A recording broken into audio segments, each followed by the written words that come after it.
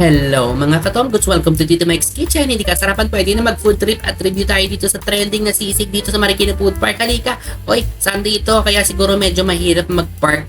Pero kapag motor marami dito. So mga 10 to 15 yata yung stalls dito. Ito nga, itong Ali Sisig ang trending. So mahaba ang pila. Katabi niya si Ate Mars Inasal. Oh, promising ang kanyang inasal. Border din kami doon. Tapos pati itong isaw. Tapos pati itong two brothers siomai. Kumuha kami. Tapos itong kakaiba na balbakwa. First time namin kakain. So, eto na. Kakainin na natin. In fairness naman dito. Kaya naman pala pinipilaan kasi mura siya. 70 pesos lang. May kanin na yun.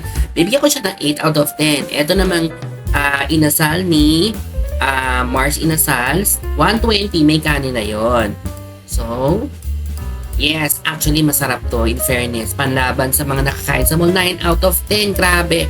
Tapos, etong siomai, tikman natin. Nasarapan siya pero ako 7.5 kasi parang normal lang siya. Tapos itong si balbakwa.